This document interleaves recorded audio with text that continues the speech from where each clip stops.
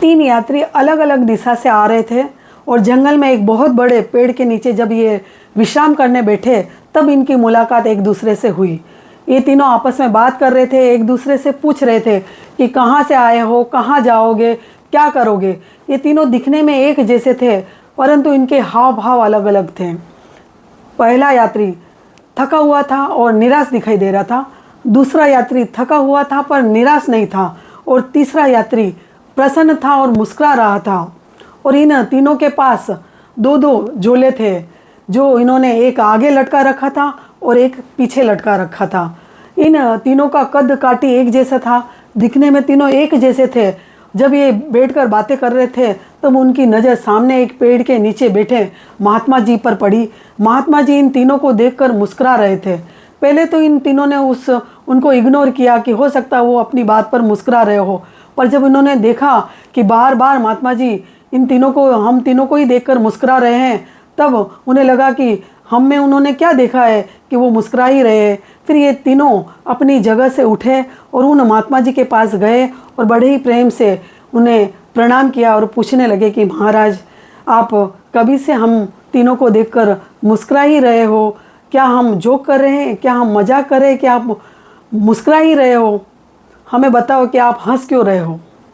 तब महात्मा जी ने कहा कि मैं तुम्हारी बातों का उत्तर दूंगा पर उसके पहले मैं आप तीनों से एक प्रश्न करना चाहता हूँ, उसका उत्तर तो आप तीनों मुझे दीजिए कि तुम तीनों के पास दो दो झोले हैं।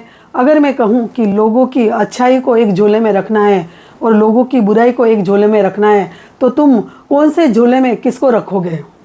तब पहले वाले यात्री ने कहा कि महाराज मैं लोगों की बुराई को आगे वाले झोले में रखूँगा ताकि मैं उसे देख सकूँ और उससे दूर रह सकूँ, और लोगों की अच्छाई को मैं पीछे वाले झोले में रखूँगा।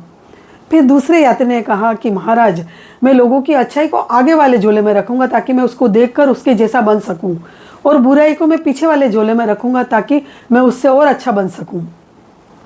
और तीसरे यात्री ने कहा कि महाराज मैं अच्छाई को आगे वाले झोले में रखूँगा ताकि मैं ये देख सकूँ कि ये दुनिया कितनी सुंदर है, इस दुनिया में रहने वाले लोग कितने सुंदर है, और मैं बुराई को पीछे वाले झोले में रखूँगा और उस झोले में एक छेद कर दूंगा, और जैसे जैसे मैं चलूँगा तो उस छेद में से छन छन कर बुराई नीचे गिरती जाए, और एक समय ऐसा आए कि उस छेद से सारी बुराई गिर जाए और वो बैग पूरा खाली हो जाए।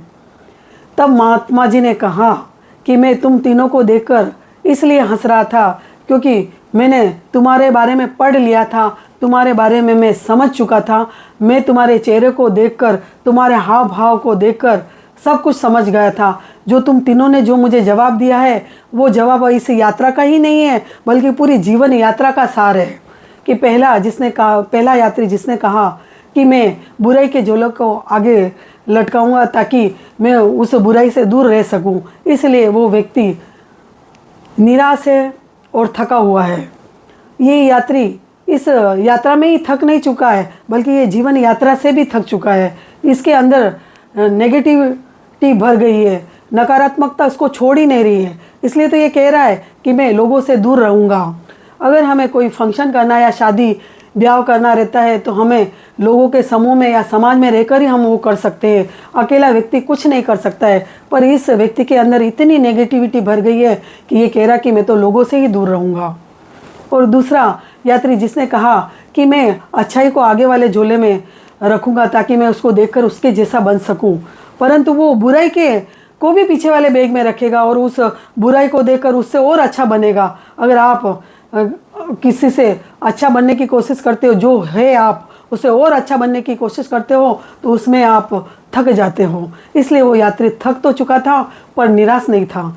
और तीसरा यात्री जो प्रसन्न था, मुस्कुरा रहा था, वो उसने लोगों में अच्छाई देखी।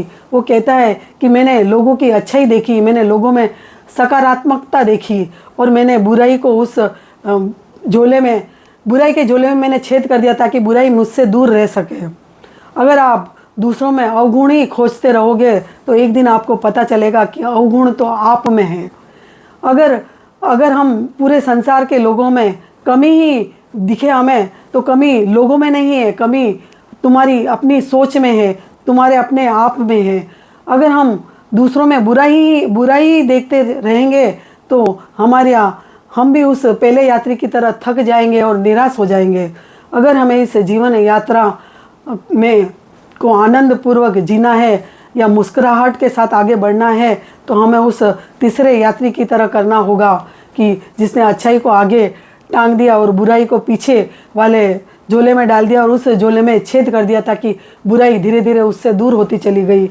हमें हमारा दृष्टिकोण बदलना होगा। हमारा दृष्टिकोण ही हमारे जीवन का आधार है।